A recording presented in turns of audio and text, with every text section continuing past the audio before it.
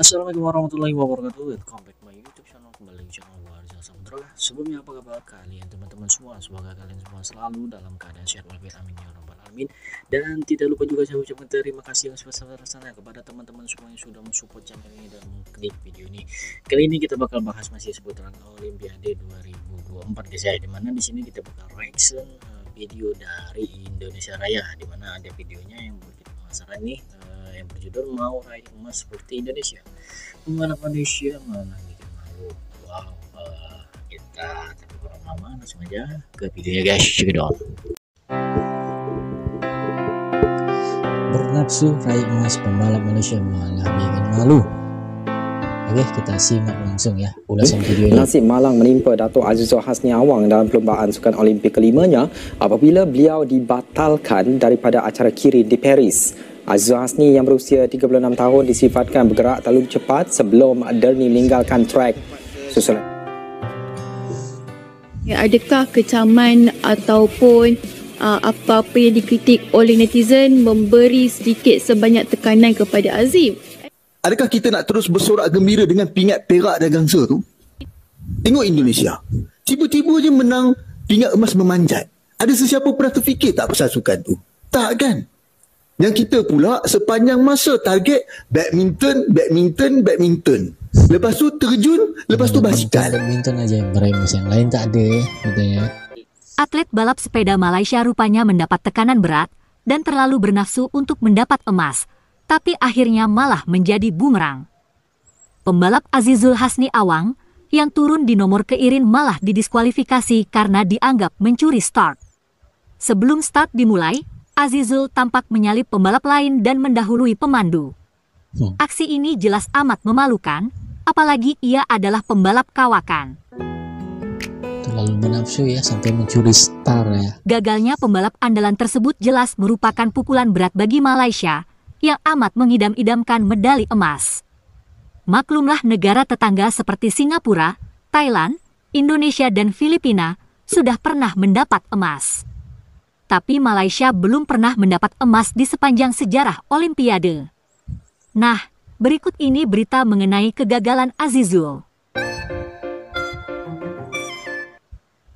Nasib malang menimpa Dato' Azizul Hasni Awang dalam perlumbaan sukan Olimpik kelimanya apabila beliau dibatalkan daripada acara Kirin di Paris.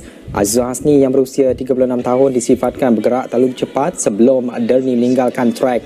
Susulan itu, juri memutuskan untuk membatalkan kelayakan pemain Malaysia itu pada saingan pusingan pertama Sabtu. Ia adalah satu kekecewaan besar kerana rakyat Malaysia mengharapkan Azizul Hasni menawatkan sukan Olimpik Paris dengan cemerlang dengan menaiki podium buat kali ketiga berturut-turut. Azizul Hasni adalah pemenang pingat perak di Tokyo 3 tahun lalu dan pemenang pingat gangsa dalam acara kegemarannya itu di Rio de Janeiro pada 2016. Dan dalam pada itu, seorang lagi pelumba negara, Shafir Daud Shahrom, akan menempuh pusingan repechage untuk merebut tempat ke suku akhir selepas dia didapati melanggar garisan biru sewaktu menuju ke garisan penamat, sekaligus keputusan tempat ketiganya tidak dikira.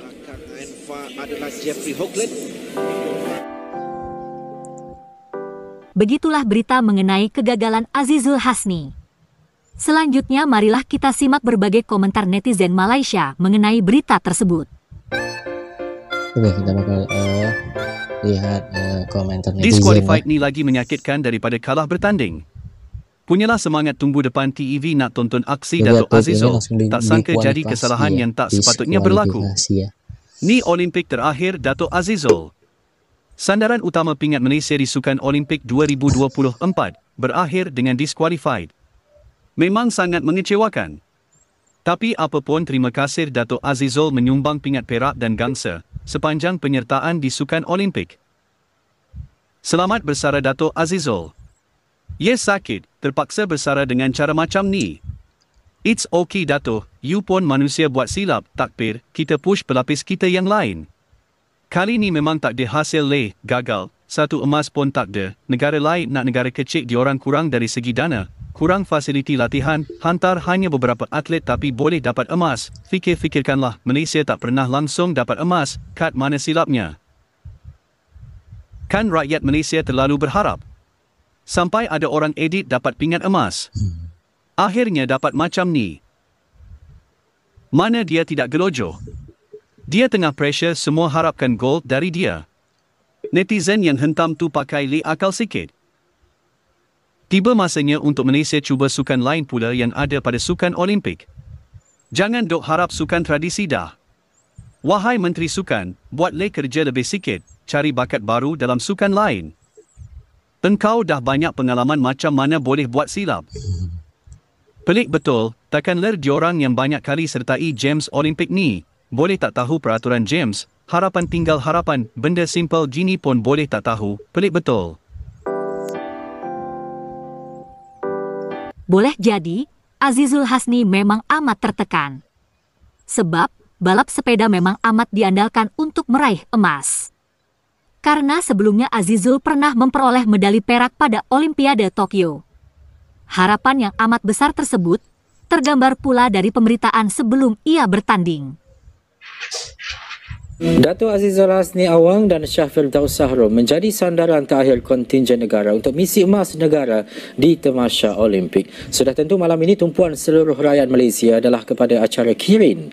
Rakan setugas dari Astro Arena, Zulhilmi Zainal Azam, ada perinciannya. Debaran kontingen negara menuju hari-hari terakhir Tamasya Olimpik Paris 2024 makin terasa.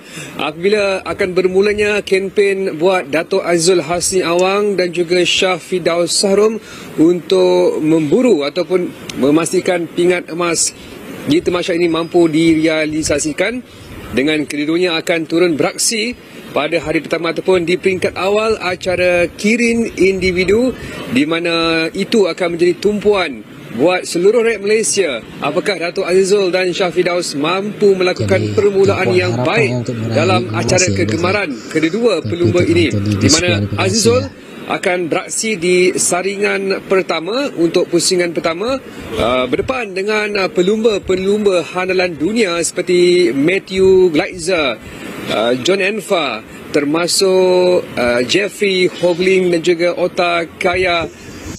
Beliau dilihat menjadi harapan terakhir buat kontingen negara untuk menunaikan ataupun melakukan misi pingat emas di Olimpik mampu dicapai. Setelah Azizul Hasni gagal, kini Malaysia hanya bisa berharap pada Muhammad Shah Firdaus Shahrom yang juga berlaga di nomor keirin. Kebetulan Firdaus lolos ke perempat final atau 18 besar. Ia akan bertanding lagi pada sore ini untuk berebut tiket ke babak semifinal. Babak semifinal dan final akan dilakukan pada sore ini juga. Walau ranking Shahrom berada di luar 10 besar, tapi usianya lebih muda dibanding Azizul. Pada tahun ini, Azizul berada di ranking 8 dunia, tapi ia sudah berusia 36 tahun. Adapun pesaingnya umumnya masih muda. Nah, Shahrom saat ini berada di ranking 21 dunia, tapi usianya baru 29 tahun. Beban amat berat kini berada di pundaknya, karena rakyat Malaysia amat mengharapkan medali emas. Harapan yang berlebihan itulah yang terkadang malah bikin grogi para atlet. Dan hal itu juga terjadi pada pelari cepat Malaysia, Fahmi, dan akhirnya ia malah kurang bisa tampil maksimal. Berikut ini adalah kisah pelari Malaysia tersebut. Ramai sangat netizen di Malaysia mempersoalkan tentang catatan masa di Olimpik, jauh beza dengan catatan rekod kebangsaan beliau iaitu 10.9 saat yang dimilikinya pada tahun 2022 di kejohanan olahraga dunia bawah 20 tahun di Colombia. And one of the wartawan Malaysia ada bertanyakan soalan ni apabila Azim sampai di Malaysia di airport hari itu. Ada seorang wartawan ni ada tanya, adakah kecaman ataupun apa-apa yang dikritik oleh netizen memberi sedikit sebanyak tekanan kepada Azim. And Azim berkata, even dikritik ataupun ada yang memberi nasihat kepada beliau ataupun teguran, ini memberi semangat ataupun aura positif kepada beliau. Biasalah tu kan, kalau kena kritik sikit-sikit tu tak apalah. And Azim juga berkata, beliau tak nafikan ini bukanlah satu persembahan yang baik untuk tahun ni, dan dia masih bergelut untuk mencapai ke tahap yang lebih baik. So sekarang aku nak baca sikit komen yang mungkin memberi semangat kepada Azim. So now let's go. First, dah boleh berlari sebaris dengan Jamaica pun dah kira satu pencapaian yang membanggakan. Next, Olimpik pasti berjaya. Ramai yang berjaya bermula daripada kegagalan. Go Azim, Acik sokong anda. Comel Acik ni. Mantap pelari wildcard kita. Apa pun tahniah Azim, ikutkan masa 10 ke atas memang tak ada harapan lah. Ambil sebagai motivasi untuk lebih baik di masa akan datang. Masih muda, bijak dan teruskan latihan. Next, saya nak Azim baiki catatan masa je. Dapat maintain 10.9, 10.20 pun dah okey. Nak cipta rekod kemasan, ingat masih jauh lagi. Tak apa, dah cuba yang terbaik. Nak buat macam mana memang tak harap lebih layak pun melalui wildcard. Maksudnya kelayakan Olimpik pun tak lepas. Alright, next. Tidak mengapa Azim, layak ke pusingan 1 suku akhir pun sudah cukup membanggakan kami. Begitulah tekanan besar yang dialami oleh para atlet Malaysia dalam meraih medali. Terima kasih sudah menonton sajian kami. Sampai jumpa lagi.